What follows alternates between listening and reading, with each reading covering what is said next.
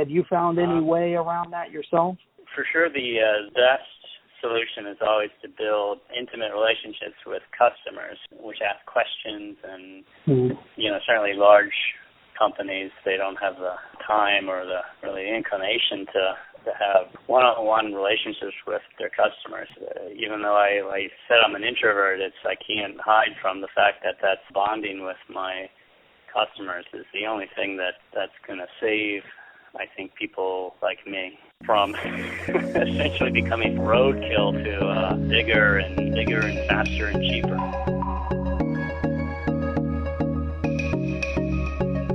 If you're someone who refuses to go along to get along, if you question whether the status quo is good enough for you and your family, you want to leave this world better off than you found it, and you consider independence a sacred thing, you may be a prepper, a gardener, a homesteader, a survivalist, a farmer, a rancher, an environmentalist, or a rugged outdoorsman. This show is for those who choose the road less traveled, the road to self-reliance, for those living a daring adventure, life off the grid.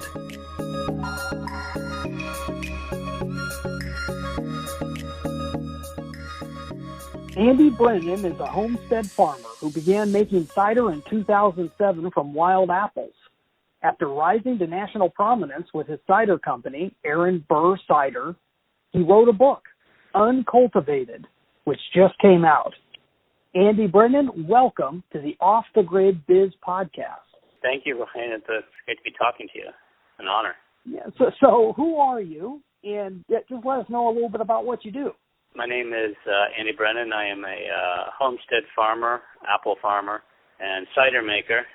The town of Wurtsboro, New York, which is 75 miles north and west of New York City. And it's in the foothills, the first few mountains as you're approaching the Catskill Mountains. And we're very close to the Hudson Valley, but in terms of agricultural region, we're more associated with the Catskills. So how did you end up here? How did you end up what's your life story up to this point? Well, I was an artist first. That's what brought me to New York City originally I'm from the Washington, D.C. area. And after art school, I ended up in New York, and like a lot of people, ended up living on couches for 10 years. Trying to be the, famous artist or whatever. And eventually I got jobs working in architecture. That at least pays a little, whereas the art wasn't working out. And after finding a sort of a love for apple trees, I then looked for land near New York City where I can grow apples. Well, very cool. So what form of art were you interested in? Well, I'm a painter, and ever since I was a kid, I excelled, I guess, in art, but also perhaps at the expense of being extremely bad at all the other subjects. It was kind of the one field in which I showed any talent for, and I've always been encouraged, I suppose, on that level to draw and paint, and that's how I ended up in art school. But I would say I'm not purely innovative paint. As an artist, I'm inspired by people like Cézanne, who just looked at his work and said it's just about the act of seeing, transcribing that act of seeing on a painting or on a canvas. So it's not, I guess you would say I work from life, and it's somewhat realistic. Very cool. You've written a new book, like we mentioned. The full title Uncultivated, Wild Apples, Real Cider, and the Complicated Art of Making a Living. So tell us about that. Uncultivated is my original title. It was a book in which I wanted to describe my methodology as an apple grower and why I feel like that's important to cider making. The subtitle is Wild Apples, Real Cider, which is an ancient drink, to distinguish it from the modern sort of a hard cider that most people are familiar with. And the complicated art of making a living is a reference to what it's like to be an apple grower and cider maker at a small homestead farm level. I should mention that subtitle was proposed, and we loved it, by a man by the name of Ben Watson, who's not just my editor, he's also the a publisher of one of the most popular cider books out there, but he's also the guy who organized the Cider Days, which is the nation's largest cider event. I worked very close with him on the book, and yeah, I owe him a great deal of gratitude, because I'm not a writer, I'm a farmer. Mm-hmm. Wow. So what led you to write the book in the first place? Well, originally I wanted to explain sort of the 101s to people. I get at the farmer's market all the time people asking, like, how do you make cider, or what makes these apples different than conventional apples? And I wanted to explain that, or give it the full space to describe what makes it different and what is cider and all those things. But there's another reason, and I think this is really what I ultimately was fueled by when I wrote the book. Well, I want to show people what to look at, what to see when they see cider, what types of businesses and farms are growing apples, perhaps more in keeping with the ancient tradition of cider. And a world that modernity has really overlooked. I find it stunningly beautiful, the cider world, the apple world, these old homestead farms, and I wanted to paint that picture for people so that they know what they're looking at when they approach cider. Excellent. So did you enjoy the process of writing the book and getting it published? I really did. It was I've been writing blog journals now for 10 years, which is just more like a diary that I would publish in. I think there's like 2 readers. And I've been doing that for a long time. When approached then my editor about writing a book, my original thought was that I would take all these blog posts, many of which weren't even published, they're just on my computer, and I would sort of create a narrative which tied them together, but it morphed into something different as I was writing it, and just absolutely obsessed, writing for on average 12 hours a day for every day for a year. And, wow. I never got tired. I woke up and I just couldn't wait to get writing again. And so yeah, I really enjoyed it. I should also say that last year when I did write it was an off year for apples, so there was literally nothing to do on the farm. So I really lucked out that way. Yeah, that's useful. Yeah. Do you see yourself writing another one in the future, maybe? Right now, I don't. It feels good to be done with that project, and I'm just in love with being out in the orchard right now. The same sort of passion I had for writing last year is right now is just applied to my orchard. And I'm not excited about making cider this fall. I just want to spend every moment working with the trees, and so that's where my energy is now, although I do have ideas that are brewing, so it might happen. Yeah. But you're slated to present at the Mother Earth News Fair. It's one of the main reasons how we found you. What are you planning to be covering, especially I guess you're going to be in Albany, Oregon, which is the one that I'm going to. The thing I'm most known for is wild apples, because 75% of all the cider I make is from wild apples, so they're not even on my farm. And I wanted to discuss wild apples and what makes them different, which is such an enormous topic. Again, I kind of want to introduce people to wild apples, to tell them about what makes them so special. So it's going to hinge on that, and I'll talk about what they mean to cider, what they mean to a homestead farmer, what they mean to businesses even, and which are, like I said, that's all tied to the book, but an introduction to wild apples and what makes them so important, because they are to humans. And so that's one topic. And the other, I've just been asked to do another talk the following day on cider, which really does need its own full focus. So the second day I'll be talking about making cider and the 101s and the history of it and that stuff. Right on. Have you been to any of these before, these Mother Earth News Fairs, and have you presented at them? I've never been to the Mother Earth News Fairs. In the Northeast here, we have these organizations called MAFCA and NOFA, and these are statewide and Northeast organic conferences. And there's one in Maine called the Common Ground Fair, which is, I think, very, very similar to the Mother Earth News Fair, which is largely small-scale farmers and homesteaders. It involves everything from, seminars on solar energy and siphoning by hand. So, same sort of demographic. And these are my people. And we just don't have a Mother Earth Fair in our area. So I've been excited to be a part of it. And I've read that magazine since I was in my 20s, long ago. So, yeah, it's right up my alley. So what do you hope people are going to get from watching your presentation? I hope they're inspired to make cider, and if not cider, wine, or whatever fruit grows in their area.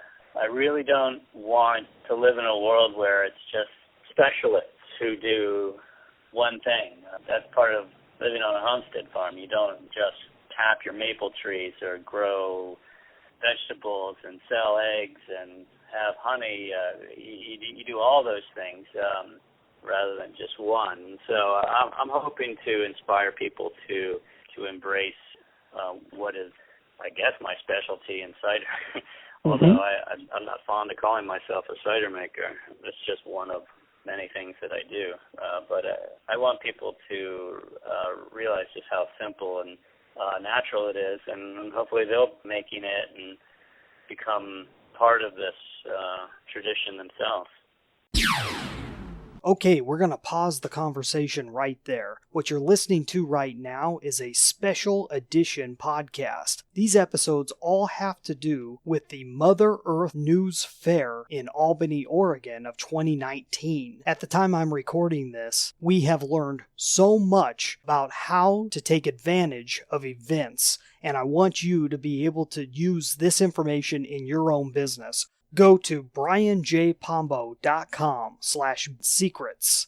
We are going to be putting out helpful materials on how you can use events to grow your business. When you go to this page, you will either see our latest programs, or if you make it there early enough, you will see an email address capture page. Put in your email address, and we will be sure and update you as soon as we get these out there. You're not going to want to miss this. If you get in early enough, you can get a special deal. These are principles that never go away. These programs will be based on the experience of people who have written books, spoken at the events, or exhibited there, talking about how to use events, books, and speaking, all to build your business. That's brianjpombo.com/SECRETS. brianjpombo.com/secrets. And now, back to the conversation. So why are you doing this? Why are you coming out to present? You're going all the way across country and everything else. What do you hope to get out of it personally? Well, there's a lot of reasons why I wanted to go to Oregon. One is I have a great number of my cider customers are in Oregon, and I think the demographic of that state is sympathetic or more astute or to what it is I'm doing. So they've always been interested in my cider and sold around the state. Well, like-minded people. And so on the cider front, I wanted to do that. And my publisher also has asked me to promote the book. And it's not selling stuff is not my specialty. And I feel it makes me nervous. And but I've agreed at least to do 4 or 5 events to promote the book. This is really an opportunity to accomplish many things, or what's the phrase? Shoot 2 birds with one stone? No, I don't know. Yeah. But this is more like 5 birds. A lot of things that are all coming together for this. Very cool. Are you going to have some time to check out the rest of Oregon while you're out here? Yes, I have a couple of days. My distributor, whose company I should mention is Consulon. They mostly distribute wine, but Ian is his name. He's lined up some accounts that I should visit, and I think we're going to do a couple of tastings at those wine stores or restaurants, and he's going to show me what I should be looking at. And people are going to be able to try your cider at the Mother Earth News Fair? Yes, they're already out there now with that distributor. I'm toying with the idea of bringing some very, very odd ciders, although it's going to be hard to bring them while traveling. But, they'll be able to taste that at the fair. And also there's a couple wine stores that are doing pourings where I'll be talking as well. So I know Portland, a couple other towns out there. I'm drawing a blank on where they are, but sure. Certainly the fair and then a couple of places around Portland and perhaps further. You have to find, if anyone listening is interested, my website probably says that, which is aaronburrcider.com, and there's an events page. We'll link to it in the description, too. Thank you. Tell us about that name, Aaron Burr Cider. How'd you come up with that? Do you know Aaron Burr? Yeah, I'm a history buff. I love great. it. Oh, wow. We're akin there. We're real, my wife and I are real history buffs, too. And so we moved to this farm, which was bought by William Brown in 1817. And the Browns had it in their family as a homestead farm for 150 years. And as we were researching the deed when we took it over, we were intrigued by the lawyer who wrote the deed, and that was Aaron Burr, and this was 1817, and we were thinking, could this be the actual Aaron Burr who shot Hamilton? And sure enough, as we did the research, his political career was over at the time, and he returned to law, and that's what he did for the next 30 years. He mostly settled property deeds. Back in 1817, there was huge properties that were getting divided and sold to homestead farmers. There was a lot of need for that type of attorney. Wow, that's quite a cool story to go along with the product. That's great. If I could also say, we wanted a local name who represented the era, which we very much believe is the prime time or the peak of cider production, not just in America but in the world, which was just after the Revolutionary War in the early 1800s. Cider production in America was the only thing I could think of as an analogy would be like 15th century Florence, when there was artists in every loft. I mean, there was every town had a cider maker, and the apple cultivation was just at its peak then. Well, very neat. Have you got to travel much? You're promoting the book. You're putting on presentations. Have you got to travel a whole lot? I imagine Oregon's probably the furthest you've traveled, right? Yeah, sort of resisting traveling, promoting, because after writing the book, like I mentioned, I'm really just in love with farming again, and I want to get into the groove and give the trees the attention that they might not have had last year. And, so I've been resisting it, and I only have maybe 4 or 5 events lined up before the big harvest this September. Well, that's great. I think what you're saying is pretty common, especially in this industry and in this niche. A lot of people, they have their own place that they're used to being at, and traveling is kind of outside of their realm, having to travel a whole lot, especially if they're interested in what's going on at home. Do you have any logistical tips, anything that for people to keep in mind while they're traveling, especially if they're resistant to it? I need a lot of alone time. That's the plight of the introvert. I love engaging with people and telling people about wild apples and cider if they're interested in that, and I really love it. But my interaction with people is sort of like a cell phone battery. It doesn't.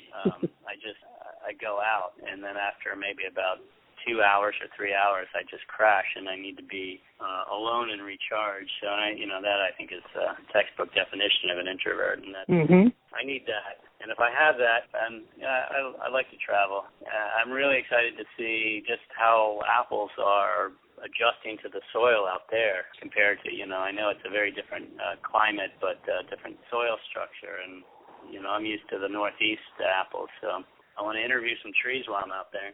Yeah, I think that's a really good tip, especially for people who are more introverted, to be able to have that set on their schedule ahead of time so it's not completely miserable the entire trip.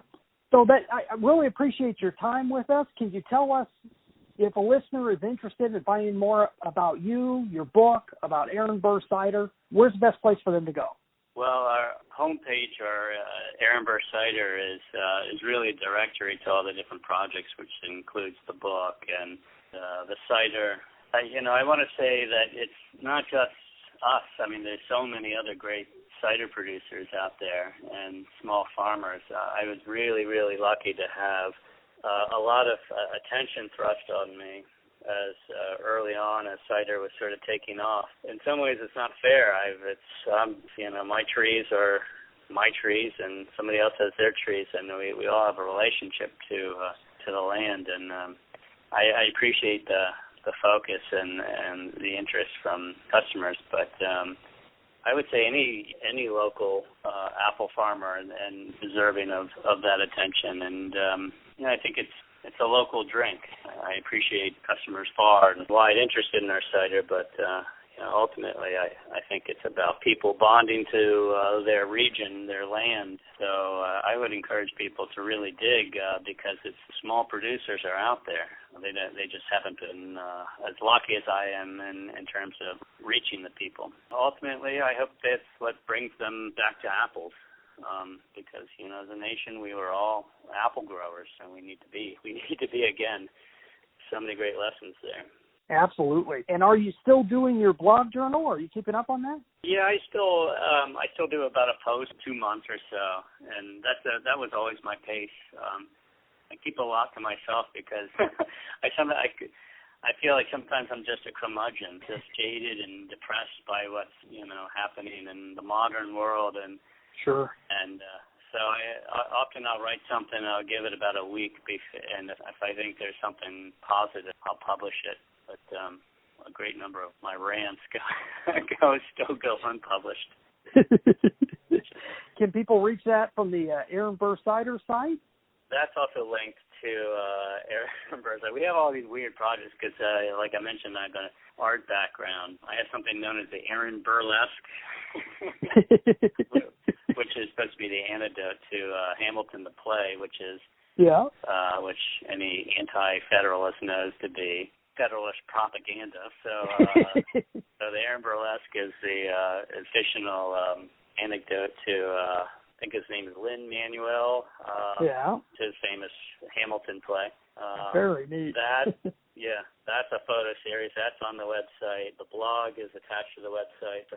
We have a line of underwear, which is a really long story. People wanted us to advertise our logo on shirts or something like that because we have a neat logo. It has the old gun from the duel, and I'm opposed to that sort of corporate advertising in public. So we came up with the underwear, and I said, well, if you're going to wear our logo, nobody's going to be able to see it. So we have that. Very cool. But those are all just art projects, really. Yep. It's great that you allow yourself to be so expressive and to find new ways to be able to put things out there and just kind of follow passions the way you do. It's really refreshing. So what makes wild apples and wild apple cider so uniquely different that comes straight from a domestic orchard? This is a long story, but I'm going to try to say it fast, and I'll say with each sentence it can unfold into a huge topic on its own. But my interest in wild apples as a farmer is that they exist unsprayed, and apples are the most sprayed crop in America, and they're one of the most in the world. They're extremely manipulated, and they have to be because about 150 years ago we've kind of stopped the evolution of the apple. Meanwhile, every other disease and insect has been keeping pace, and now these trees are sitting ducks. So that sort of describes your conventional orchard. Monocrop environments, which with what is now a sitting duck for diseases and insects, which can destroy your crop and literally kill the tree. A wild apple is an apple tree which has figured out how to acclimate to the environment, and it's a very diverse environment. Here in the Northeast, they're everywhere. They're along the roads, in old pastures, and they don't get any of that attention, and yet they still survive. So that's one way to describe a wild apple, but just even genetically, it's very different than a farmed apple. This is fascinating. In every single apple are 5 seeds, and every single seed is going to become genetically its own variety. So whereas in your grocery store you have 5 varieties that we all know, Golden Delicious and Red Delicious and Macintosh, in every single apple are 5 new varieties that this world has never seen. And then on just one tree alone, there's, on a good year, there might be 1,000 apples. So it's 5,000 varieties that this world has never seen. And the point of that is to put as much seed out in the world and see what survives and what type of genetics are needed for where that seed just happens to end up. That's not done on farms. What happens on a farm is they clone a particular variety, let's say Granny Smith, and they'll take a piece of wood from the original Granny Smith, which is its own variety, and they just graft that onto the root system of hundreds and now thousands and now hundreds of thousands, if not millions of trees, so that what grows above that graft union is just one variety, Granny Smith. And every single wild apple tree, if it's from seed, is going to be its own variety. Wow. Oh, I should also mention that genetically they are infinitely more diverse than humans, and humans have not cloned, or at least to say that we've never had 2 humans exactly the same on the planet. So I find that alarming that something that as sophisticated as an apple tree is not given the green light to express itself genetically, nor is it allowed to defend itself or acclimate to various environments. I'm telling you about apple trees, and sadly this is true of pretty much everything, from farmed animals to farm crops. Apple trees are particularly diverse, and I believe they might be the most genetically diverse plant in the plant kingdom. That is really interesting. I've heard it expressed on occasion, some pieces of that, but I've never heard it said quite that way. That's really interesting. Is there anything else that you want to cover? I would like to say something about, I don't know how to do this, and even after writing the book, I still don't know how to do this, how to really say what I find is important about running a business in the modern world, because we have economy is constantly going up, costs of living are constantly going up, and as a business owner, it's just assumed you're going to be larger next year than you are this year, but that doesn't really apply to a farmer. You can't enlarge your farm.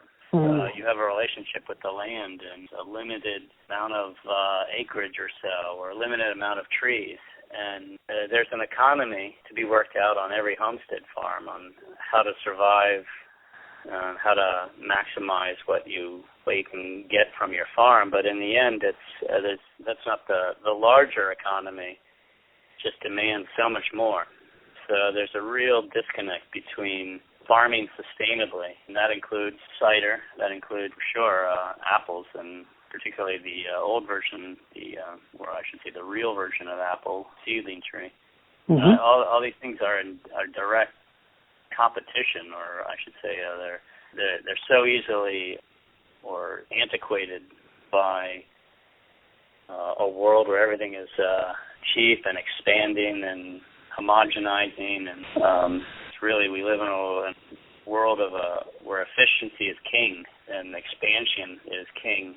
Those are not applicable principles for what I feel like is real cider and real apple growing. In the end, agriculture is about a relationship. And I think that I try to cover in the book, I don't know exactly how to do it, how to give this limited scale business just desserts. So what I did, at least in the book, is I really tried to focus on the people and the culture around me and the farm, and hopefully the reader empathizes and will understand just what's at risk or what's sort of just overrun by the modern expanding economy. Do you have any clue as to what possible solutions might be to some of that? Have you found any way around that yourself? For sure, the best solution is always to build intimate relationships with customers, which ask questions, and certainly large companies, they don't have the time or the inclination to have one-on-one relationships with their customers. So it's even though I said I'm an introvert, I can't hide from the fact that that's bonding with my customers is the only thing that's going to save, I think, people like me from essentially becoming roadkill to bigger and faster and cheaper. Wow, that is a very, very, very important point there that you just made. I hope everybody that's listening catches that, because it's such a simple concept, but that one thing, like you said, is the thing that the big guys can't do. Even if they have an inclination to, they're not able to do what the smaller operation can do in terms of having that one-on-one relationship. So that's really important. It's a really great point, and your book plays into that too, because you're helping to educate and, like you mentioned, kind of answer the questions that people already had about the process. Have you found that to be true? Have you gotten feedback as far as that from your customers or future customers? Yeah, I can't believe how much people seem to like the book. Yeah, I've even been mistaken as a professional writer. So yeah, I've been fortunate that way. That I think the book was a success, and every year I make cider, and some years it's fantastic. But I don't know how I did it. It just happened that way, and I could never repeat it. And absolutely how writing the book was. I think it is good, but I have no idea how I could ever do it again. Well, that's great. I mean, if you've been able to achieve that much with one book, that's a huge deal that so many people go through their lives, including business owners and homesteaders that never get to do anything like that. So that's fabulous that you've been able to reach out like that and been able to make a difference. You know, I want to share that attention with all small apple farmers and cider makers, and encourage everybody to dig deep and find those local resources, because, like I said, I'm just one of literally thousands around the country. Absolutely. Well, fabulous. Hey, thanks so much for being on the show, Andy. This is a lot to chew on. You've got so much information and such a depth of thought put into everything that you do that we'd love to have you on the show in the future sometime. And in the meantime, look forward to meeting you out at the Mother Earth News Fair in Albany, Oregon. And thanks again for being on the Off-the-Grid Biz Podcast. Well, thank you for your podcast, and I too I'm looking forward to meeting you.